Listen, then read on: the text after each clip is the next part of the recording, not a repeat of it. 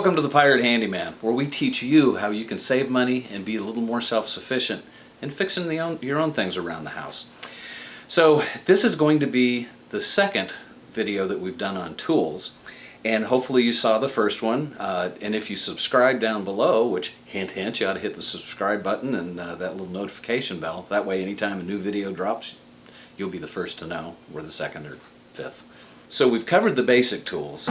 So here are some little more advanced tools. That's just a rat back there. We covered the basic tools. Now these are some more nice to have tools. They're going to help you around the house, but they'll also help you with special projects. So if you're wanting to build something, out of wood or kits, things like that, these tools are going to help you there. And they're also just going to be a little easier to use for things that happen around the house, and we'll get into some of that here in a minute. So we've already talked about your basic pliers, and this was your basic set of pliers. These are called needle nose pliers. Now the needle nose pliers, as you can see, they have a little finer tip on them, and they're for getting into smaller spaces. They're for doing a little finer work. These are used a lot when you're dealing with electronics. Now this is a fun little thing here. This is called a star wrench. Now, the reason it's called a star wrench, if you look at the end of it, you can see it's shaped like a star. Most of them are five-pointed. Some you'll find are six-pointed. And you'll see in a future videos, there's some work we're going to show you can do on your appliances, where you can kind of lengthen the life of the appliances by cleaning certain things, and you're going to need a star wrench or screwdriver. This is called a T-square, and even though it's got this cool handle on it, the reason it's called a T is because of this right here. And this is great for, let's say, putting together frames, or anytime you need to have a perfect corner or you need to draw a straight line. This is what this kind of T-square is going to be used for. These fun little things here are called twist tights. And what they are, as you can see here, they're wrenches. They're for taking off nuts. They're also for taking out bolts. And you can get these in different sizes.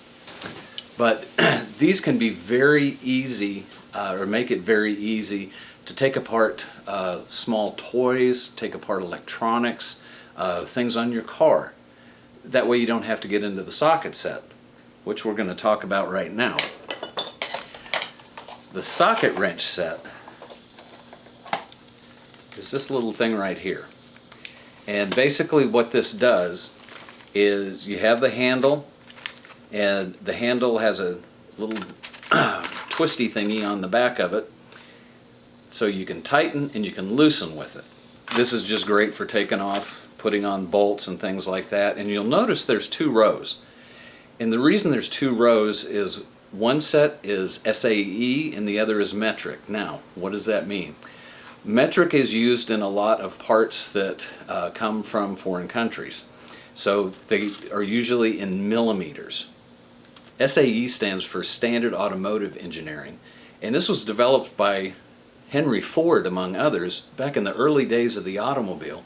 So all of the manufacturers were using the same types of tools and the same sizes. So this is a great thing to have around the house. It can be expensive, but as we're going to talk about in a minute, there's some great places you can find these for not a whole lot of coin. Now here's a couple of examples of electric drills. These are great things to have, and they're battery operated. It's hard to find a corded drill anymore. I have 6 or 7, but that's because I got them from my father and my grandfather. But one thing to know about these today is the batteries can be interchangeable with all kinds of tools. Now this is a 12 volt, and you'll notice the battery's a little smaller, and usually the smaller the voltage, the less the torque, meaning it sometimes doesn't have the power to, let's say, put a screw all the way into a piece of wood, and it's not going to last as long. This is an 18 volt, it's a newer one, and the thing, like I said, the thing that's great about this is it can be interchangeable with other tools. So when you're looking for these, try to think a little bit ahead. What other type of power tools are you going to need? Are you going to need a skill saw, a reciprocating saw? There's just lots of different tools, and if you look, you know, at your local hardware store, you can go online, you can see all the different things that are available that'll use the same battery. So you want to stick with the same type, the same brand, whether it be Ryobi, Makita, Craftsman. You want to stay within the same little family, because that way the batteries will be interchangeable. And as you buy tools, and as you buy, you know, especially the electric tools, a lot of times batteries will come with them, so you might end up with 2 or 3 batteries. And at that point you can get a battery charging station, so you could have 2 or 3 batteries charging at the same time and never have to worry about going out and getting one of these from the garage or from the tool closet and finding it's dead. Next thing I want to cover is this is really cool. I love this. This is called a jeweler's set.